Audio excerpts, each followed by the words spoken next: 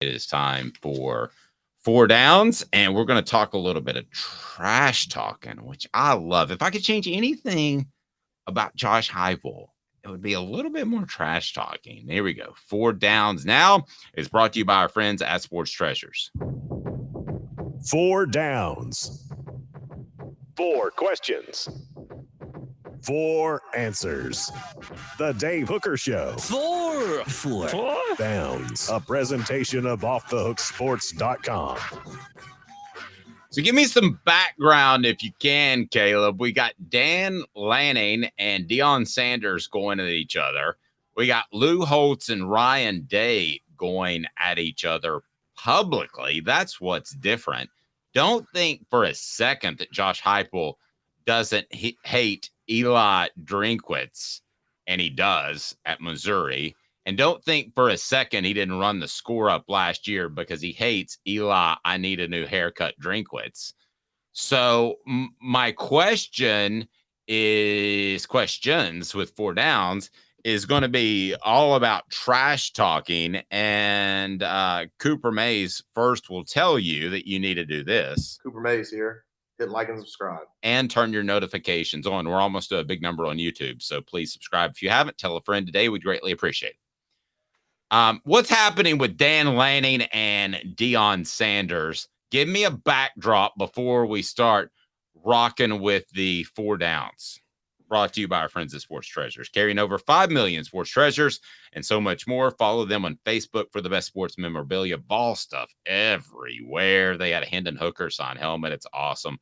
Go to Facebook, Sports Treasures TN. Caleb, give me some backdrop on Dan Lanning and Deion Sanders.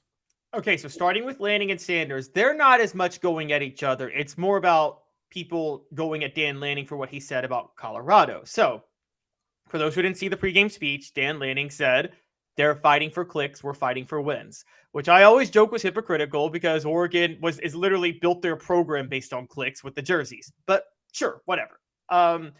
He defended himself afterwards, basically talking about you're taking a 15-second clip and saying he respects Deion and things like that. But Colorado turned out to be doing a lot of trash talking before the game. They did something Georgia did to Tennessee in 1999, which is Colorado players went to midfield where the O is, and started dusting on it and scratching it and jumping on it. You had some players trash talking, saying, I think Shedeur Sanders, or was it Deion's other son, that basically said, they were going to knock you out, and then that player got knocked out of the game. And so Oregon released a video on Tuesday, a 5-minute video just bragging about how they shut down Colorado. And in it, they included all the Colorado trash talk before the game, which led to Dan Lanning saying they're fighting for clicks, we're fighting for wins. So let me ask you this. In the end, Deion was talked about. So what down, Coop? Coop here. First down. We're talking about it. Did Deion win that verbal battle just because we're talking about it? He didn't win the game, but we're talking about it. I don't think he won the verbal battle. I don't think he lost it, though. I don't think it hurt Deion. I just think it helped Dan Lanning and Oregon. I think it helped Dan Lanning and Oregon to say, hey, we're here too, and we're running the show right now. And now you got, for the record, also to defend Dan Lanning, is no different than Tennessee back in the day, and they probably still do, saying we don't give a you-know-what about the whole state of this program that we just beat us from. So. I think Deion believes that any publicity is good publicity. I think he believes that he won that battle, and I tend to agree with him in the PR sense. He came out and he was very smart about the way he said that his players didn't play like he thought they would, but that's all on me as coaches. It wasn't like the butcher throwing his players under the bus. I say Deion won that battle. Second down, Coop. Cooper Mays here. Second down. All right. Give me the next situation where we've got some Lou Holtz talk. By the way, I believe the only one of 5 coaches to dog cuss me is Lou Holtz. I've tried to do a picture with his accent. Can you do a Lou Holtz impression? I can do a little bit. So after the interview, I didn't know that he just had 10 minutes. So we went 12 or 15, but a good 5 minutes of it was talking about his wife, and she was battling cancer at the time, and how I would keep him in my thoughts and prayers and that sort of thing. And at the end, I wish I'd have kept recording, but I hit the stop button. He goes, This is just ridiculous. He said, I said I had 8 minutes or 10 minutes or whatever it was, and you went 15 minutes. People just taking advantage, and it's terrible. And this is awful. This is what's wrong with media. And I can't remember if he actually cursed or not, but it felt like he did. So what's going on with and I couldn't understand what he said. Lou is such a great guy. He could whip anyone's butt. No, he couldn't. I could take Lou Holtz. So, and I could at the time. So what's going on with Lou Holtz? Okay, so Lou Holtz last week ahead of the Notre Dame Ohio State game, and we know Lou Holtz is a Notre Dame homer, but he said Notre Dame would have never left Notre Dame if Randy Moss could have gotten in school, for the record. I could see that. Said that Notre Dame's the better football team. He said they're the tougher football team. Ryan Day came out after the game, and the first thing he said, literally moments after Ohio State won. By the way, Notre Dame was the tougher team in that game. Ohio State was lucky to get that win, and I think you agree with me on that, Dave. Like, Notre Dame was the tougher team in that game. They just were poorly coached at the end of the game. I agree. And Mookie Mountain Red said, "What I would have replied, F off then, Lou." Honestly, it's one of those moments that you have a great comeback like 2 minutes after. And I had that comeback, but I was so stunned I got cursed by Lou Holtz that it kind of took me off my game. Go ahead. Okay, so what happened is Ryan Day said, I'd like to know where Lou Holtz is right now after the win. He said, what he said about our team, I can't believe. This is a tough team right here. We're proud to be from Ohio. It's always been Ohio against the world. By the way, I also hate it when people say that. You're Ohio State, you're a blue blood. It's not you against the world, okay? Stop. I hate when people, it's like when the first round draft pick plays well and they're like, nobody believed I could do this. No, everybody believed you could do it. Just shut up, okay? But that always annoys me. But Lou Holtz came back and said that's his choice. He doesn't want to talk about Michigan because he's 0-2 against Michigan. He's a great coach, which he's not 0-2. He's won a couple of games. He's done a great job, but Lou Holtz then pointed out how the flow of the game went and that Notre Dame was the better football team and more physical in the game. So Ryan Day, Lou Holtz going at it. Dan Lanning firing people, firing his team up, saying Colorado's all about clicks. Deion being Deion. You just got a lot of chirping going on in Colorado. I love it. You know? So in second down, I ask you this question. Lou Holtz, was he the worst college football commentator in the history of broadcast? The answer is yes. I mean, there was another Notre Dame coach who I wasn't as big of a fan of, who followed him, his successor, Bob Davie. Oh, God, he was bad too. But Lou Holtz was everywhere. So that was the problem. He was everywhere, and he was bad. I agree. He was respected for his coaching stops. He's kind of like and got one national title out of it, which congratulations, 1988, you got your one national title. But I mean, yeah, he's kind of seen as some sort of Mount Rushmore coach, which he's not.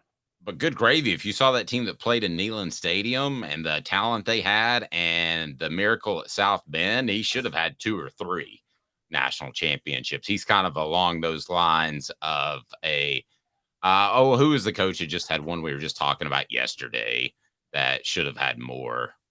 If you remember, tell me. What down, Coop? Tennessee center Cooper Mays here. Third down. Ryan Day, is he insecure? And should every coach be insecure that coaches one of the premier programs in the nation? Because there's not a great football team right now in the nation, period. End of discussion. There's not a great one. Every coach should be insecure. There is not a great football team that's dominant right now. I think a little bit of insecurity, you're right, exists in every coach and should. I think that I don't want to say you should tune out the noise. I think coaches, I hate it. I think it matters that I think it helps coaches to take, what's that old school thing? Tune out the noise and focus on what you can do. How did Michael Jordan become the greatest player ever? He did not tune out the noise. He used the noise as a motivating factor for him to take things personal. Sure. Yeah, but he also didn't say it publicly, though. Oh, no, he just said it to their face, in the game. Yeah, and he said it behind closed doors. I think to come out and say it like Ron Day did, I think he's insecure about his team. Oh, I agree, because he's worried that this is the only way he can get headlines as opposed to actually winning a national title. Well, and forget kind of the quarterback he had last year. CJ Stroud. CJ Stroud, I think he was a little bit better than you and I particularly gave him credit for. He's looking that way early in the NFL. But I mean, how many quarterbacks have we seen look good their first 2 weeks in the NFL? And then, I agree. I'm not completely jumping off my CJ Stroud is average bandwagon, but I'm got a foot off. Let's put it that way. By the way, Tennessee Cider Company, the original cider company, before we get to fourth down of the Smoky Mountains, use the promo code HAT to receive some free swag.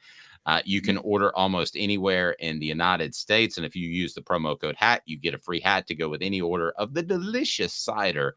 And we're working on having a cider named after me. I think that would be cool. Just an off the hook cider. Wouldn't that be sweet? A hooker cider would be great. Yes. I've had a hooker sushi roll, and I've had a hooker margarita. So I think this is the next step in the progression. I think it's a natural. Fourth down. All SEC center Cooper Mays here. Fourth down. Would you like Josh Heupel to be more of a talker? Because yes, I would. Bleep, yes, yeah. I would. Yeah, I'd like a little Spurrier in him. Just Heupel.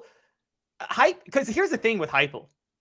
You bring it up. He exudes cockiness, even though he doesn't say anything. Like, he exudes cockiness and confidence more than most coaches. But it's a weird thing because, like, Spurrier exuded it, but then Spurrier had his mouth. And so you kind of knew that he was a little cocky. But Josh Heupel's like James Bond. James Bond comes into a room, and he has confidence. He could take most everybody in the room. And not fighting, but from an offensive schematic standpoint. But he's just quiet. Josh Heupel. That's how he is. And he doesn't come out and call people out. He takes the brunt of it. He says, it's my fault. I'll fix it. He doesn't throw his players under the bus. He is the James Bond of college football coaching. What about that analogy? You didn't see that one coming at the 3:45 a.m. production meeting, did you? No, that's a great one. If he's the James Bond, who's the Austin Powers? And I mean, a total goofball who's treated as some sort of genius. Shane Beamer. No one's sitting there saying when Shane Beamer speaks, I listen. No, I'm saying because the whole joke was Austin Powers had no swag, but was getting all the girls. It was a spoof off James Bond. So who is the guy that is treated with reverence and doesn't deserve it because he's a total just I don't know. Let's get on the message board. Who is that guy? Okay, yeah, who is that guy? It's not. Oh wow, I hate to say it. Rest in peace, but it might have been Mike Leach because I don't think he was an offensive innovator. I think he copied an offense from Hal Mummy and ran it and wasn't very flexible. But I don't want to talk about those that have passed away. Lane Kiffin, I would disagree. I think that he is adjustable. I think he has changed his offense over the years. I think it's Shane Beamer being a goofball with all the nobody looks at him. Nobody in the media is like when Shane Beamer speaks, I listen.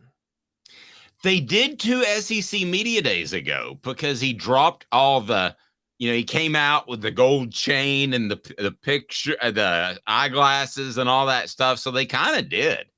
Wait, I got one. Could it be Bobby Petrino? Whenever he talks offense, we listen. But his offense haven't been that good. Yeah, and he's got a penchant for the ladies. He does. And then also, I would say, I don't know if this would have applied 7 years ago. I don't know if it applies now, but there was a point Chip Kelly was in this list. Chip Kelly's odd to me because I think he was like Hal Mummy and Mike Leach. I think he was ahead of the game, but then didn't adjust. So, yeah, I think he's very similar in that he was way ahead of the game, and then the game caught up to him, and he didn't adjust.